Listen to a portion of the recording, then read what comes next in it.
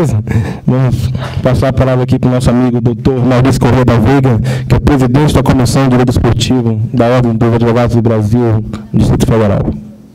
Obrigado. Boa tarde a todos. Eu vou pedir licença para falar ali do púlpito, que não é por medo de ser aqui, receber a garrafada de água, não é isso não, mas é porque é um cacuete de advogado mesmo. Fique à vontade, por favor. Você está no papel de promotor hoje, viu?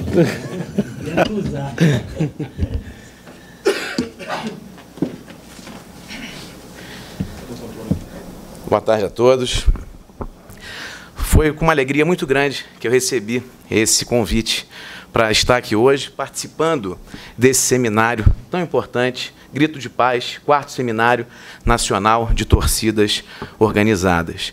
Eu cumprimento todos os integrantes aqui da mesa e peço licença para fazer em nome do Dr. Sóstenes Marquezini, que eu credencio, que eu acredito que foi o responsável pelo meu convite aqui, que muito me orgulha e que me deixa muito feliz. E principalmente para tratar de um tema que é tão polêmico. Eu tenho aqui uma responsabilidade muito grande, que eu estou diante de grandes juristas e acadêmicos, os quais eu muito admiro, né? E que tenho aqui um posicionamento já defendido, que todos conhecem, que é a favor da liberação das bebidas nos estádios de futebol. Liberação desde que haja uma regulamentação. E eu vou trazer todos os elementos aqui que embasam esse meu convencimento. Tratar sobre tema ligado a futebol, sempre há uma polêmica que cerca todos esses assuntos. Hoje já fomos brindados aqui com um assunto extremamente relevante, que é o racismo no futebol. E quais são os meios que estão sendo adotados para se erradicar de uma vez essa prática, né, em território nacional e em todo o mundo. Todas as normas que dizem respeito ao futebol, a atleta, são normas muito recentes. Para vocês terem uma ideia, o próprio atleta profissional, ele só veio a ter uma lei que passou a protegê-lo e a discriminar quais são os direitos trabalhistas que ele efetivamente tem em 1976. Depois veio a Lei Zico, veio a Lei Pelé, que está em vigor, mas que já sofreu alteração. Só no ano de 2011 sofreu alteração em mais de 50% dos seus dispositivos e vem sofrendo constantes alterações. Hoje é uma colcha de retalhos, tanto é, conforme o doutor Elvésio mencionou aqui, está sendo discutido no Congresso Nacional a elaboração da Lei Geral do Desporto, que vai ser uma lei definitiva. Então, o próprio atleta profissional somente veio a ter direitos trabalhistas mínimos a partir da década de 1970. A Justiça do Trabalho só passou a julgar causas relacionadas a atleta profissional a partir da Constituição de 1988. Antes disso, qualquer demanda que envolvesse direito do próprio atleta relacionados ao contrato de trabalho eram dirimidas perante o Conselho Nacional de Desporto e depois pelo STJD, que tinha uma câmara específica para tratar de causas que envolviam o contrato de trabalho do atleta. E ainda nesse caminho, nessa toada, a própria questão do torcedor. O torcedor somente começa a ser visto nos anos 2000. Em 2003, há o Estatuto Torcedor, a promulgação da Lei 10.671, que equipara o torcedor ao consumidor e assegura direitos e benefícios para aquele torcedor, e não apenas aquele que vai ao estádio de futebol, mas também aquele que assiste a partida em casa, pela televisão ou por qualquer outro meio. Esse também é torcedor e também está protegido pelo Estatuto do Torcedor. Isso em 2003. Apesar de Carlos Drummond de Andrade já dizer que o torcedor é mais importante até para o espetáculo do que o próprio atleta. Porque ele vai debater, ele vai torcer, é para ele que todo o espetáculo é feito e é produzido. E essa importância do torcedor, ela está inserida, inclusive, na própria exposição de motivos do Estatuto do Torcedor, que dizia o seguinte: O torcedor é um elemento importante para a sobrevivência e desenvolvimento do esporte. Porém, a cada dia se vislumbram fatos em que seus direitos humanos e de consumidor são flagrantemente desrespeitados. Trata-se do verdadeiro financiador desse patrimônio, merecendo ter sua paixão reconhecida e valorizada, com a garantia de que as competições que aprecia e participa se constituam em eventos honestos, transparentes e equânimes. E quando falamos de torcedor, a própria lei, ela trata do fato de você atrair todo tipo de torcedor para o estádio e que a partida de futebol, que a partida esportiva corra com tranquilidade, com segurança. E isso é dever também do poder público. É um problema de segurança pública. Já foi mencionado aqui hoje o relatório Taylor. O relatório Taylor é de uma importância fundamental, porque ele surge depois daquela tragédia de Hillsborough, na cidade de Sheffield, em 1989, quando 96 torcedores foram mortos. E o que se concluiu foi que não tinha torcida organizada, não teve briga. O grande responsável pela tragédia foi a falta de organização daqueles que deveriam promover e assegurar o espetáculo, que o espetáculo transcorresse com segurança e em paz. E nesse mesmo relatório Taylor, é apontado que a bebida não é causadora de violência. E também tem um relato interessante feito em 2011, um estudo da Federação Pernambucana de Futebol, em parceria com o Juizado Especial do Torcedor, que apuraram que brigas e vandalismo tendem a acontecer em locais distantes daquele em que é realizada a partida de futebol, que é um dado extremamente relevante. Então, sem querer me alongar muito, e já partindo para o cerne da nossa questão, do nosso debate. Legalmente, quais são os elementos que nós temos hoje aqui no Brasil em relação à comercialização de bebida alcoólica nos estádios? Existe uma lei federal que proíba a venda de bebida alcoólica nos estádios? Não, não há.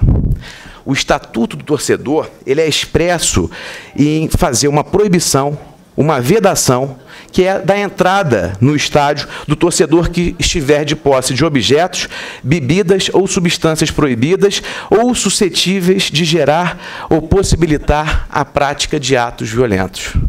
Não fale expressamente que você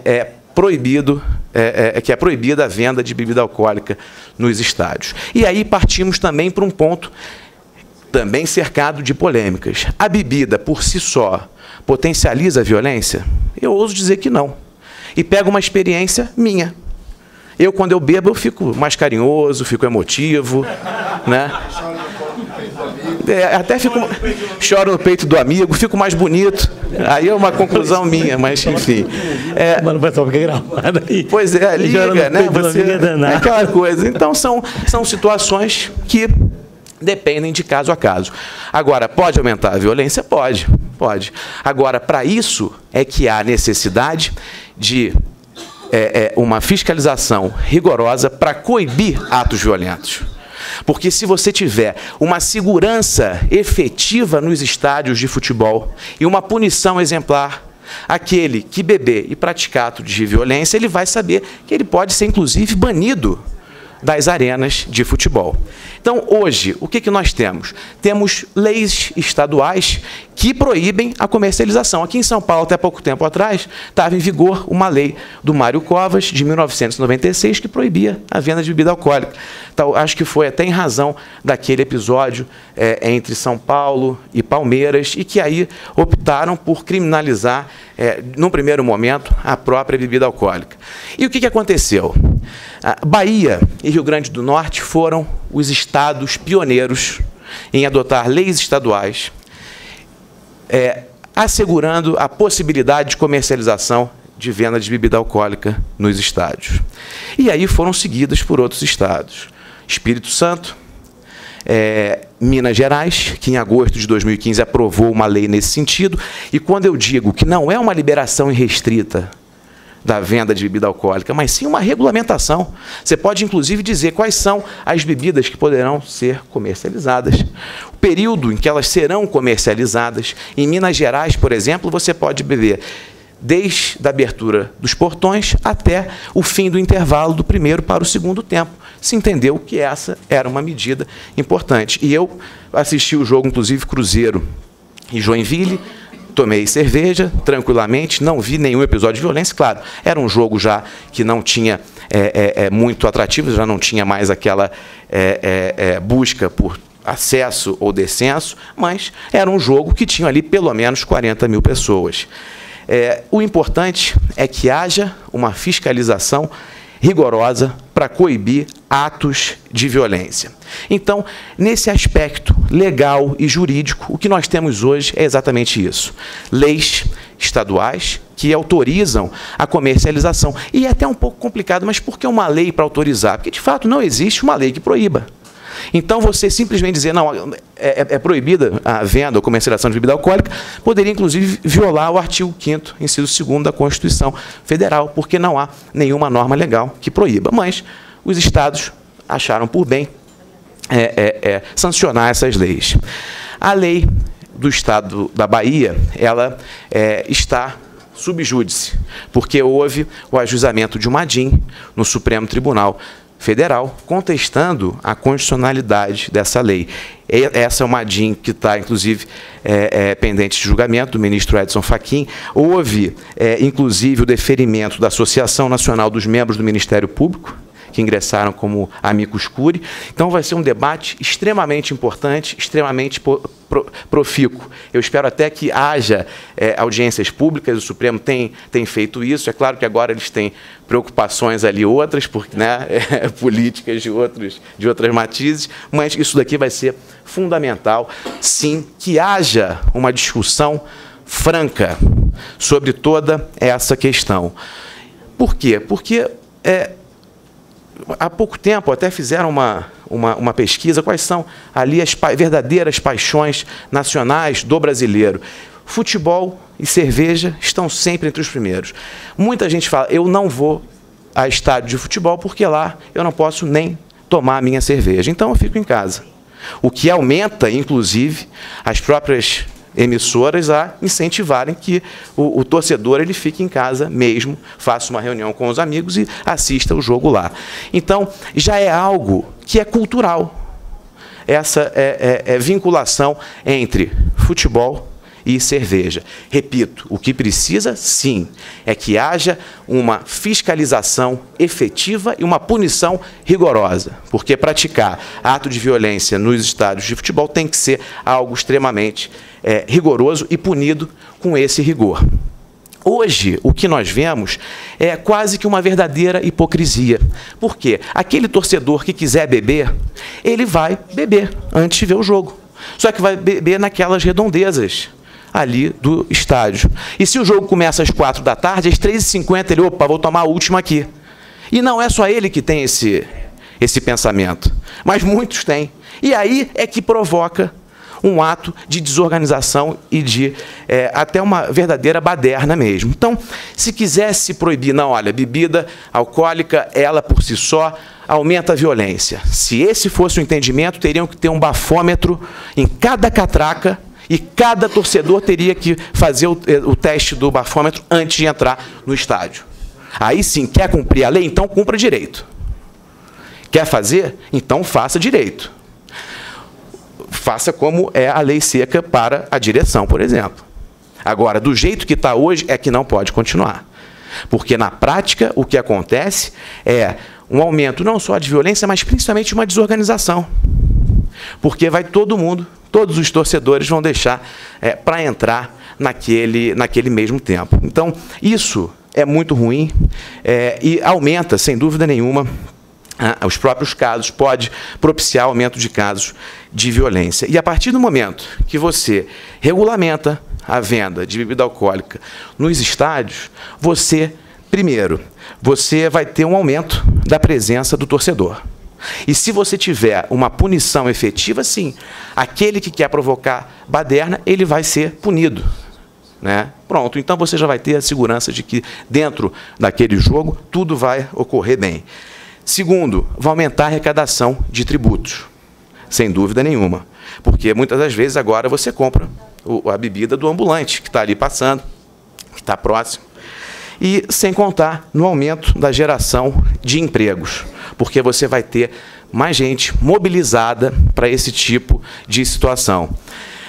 Tivemos, há um ano atrás, o exemplo da Copa do Mundo aqui no Brasil. Eu me lembro que no evento que foi feito em Brasília, o tenente-coronel Tramontini, ele explicou que na hora, não é bem assim, teve sim um episódio lá no Rio de Janeiro de violência, e ele continuando a explicar, eu achei excelente a explicação dele. De fato, parece que teve um problema no jogo do Chile, enfim, eu não me recordo agora, mas foi um jogo que foi no Rio de Janeiro, Uruguai e Colômbia. E por que deu problema nesse jogo? Porque os portões foram abertos 6 horas antes. Ou seja, é algo fora do normal, fora daquela expectativa normal. Então, quando foge da normalidade, natural que haja algum tipo de episódio, porque também uma pessoa bebendo durante 6, 7 horas, porque se contar até o intervalo do primeiro para o segundo tempo, de fato é muito tempo, você já está ali, enfim, empolgado, aí sim pode ter alguma situação de violência nesse sentido, mas foi um episódio extraordinário, ou seja, um episódio que fugiu da normalidade, aí sim a justificar um ato de violência que fugiu dessa normalidade. E eu fico assim bem à vontade de trazer esses elementos, defender esse ponto de vista, porque eu não tenho nenhuma ligação com nenhum fabricante ou distribuidor de bebida alcoólica, são argumentos mesmo de convicção de tudo que me foi submetido e também como torcedor. Já assisti jogo em Portugal, no estádio do Dragão, lá no Porto, pude tomar cerveja muito bem, vi as pessoas confraternizando e também já assisti outros jogos nos Estados Unidos, de basquete, por exemplo, em que ou de futebol americano, que são jogos super demorados, e que quando há uma ameaça de prática violenta ou de algum desentendimento, você já tem policiais e os stewards que estão posicionados estrategicamente para acabar com qualquer tipo de confusão, porque elas podem acontecer. Agora, o importante é que haja essa fiscalização excessiva e rígida para fazer com que a lei seja cumprida. Então, efetivamente, as conclusões que eu trago são nesse sentido. Hoje não temos uma lei federal que proíba a venda de bebidas alcoólicas. Temos leis estaduais que proíbem, temos leis estaduais que autorizam a comercialização. É claro que é preciso, sim, de um estudo profundo, mas eu acho que o melhor caminho seria esse, porque as consequências são benéficas e sempre em prol do espetáculo, sempre em prol da segurança daquele que é o maior artífice do espetáculo de futebol ou do espetáculo desportivo, que é o torcedor. Então, agradeço a paciência de vocês e agradeço a oportunidade de trazer essas breves considerações. Muito obrigado. Bom, agradeço as palavras aí do nobre amigo Dr. Maurício Corrêa da Veiga, que eu tenho a honra de participar também da Comissão de Direito Esportivo lá da OAB do DF, então, que tem a sua pessoa como presidente. Então, tê-lo aqui é, sem dúvidas, uma honra e agradeço aqui toda a sua atenção e atendendo o nosso convite. Eu gostaria, inclusive, de ratificar a importância desse debate, até porque, através dele, está sendo filmado, está sendo gravado, está sendo transcrito, e todo esse material servirá já como defesa ou como explanação de exposição de motivos também da Casa Civil no trâmite da regulamentação do Estatuto do Torcedor. Já estamos já na versão final e eu acredito que esse tema vai levantar grande discussão internamente, inclusive na Casa Civil, justamente por já estar também na esfera do STF. E eu considero também que tenha sido uma falha do legislador ao não ser tão claro no artigo 13A, né? No artigo 13A da lei e ter dado essa competência para regulamentação, um decreto regulamentador que já chegamos aí a mais de 10 anos da lei e ainda não conseguimos regulamentar o Estatuto do Torcedor como um todo. Então, esse é um desafio que a gente assumiu, a nova gestão assumiu, e quanto mais esses debates sejam proveitosos, tenham também visões diferentes, e até peço que os senhores defendam com afinco, defendam realmente com todo o seu potencial em relação a isso, porque servirá, inclusive, toda a parte transcrita desse debate para subsídio em relação à regulamentação do Estatuto do Torcedor.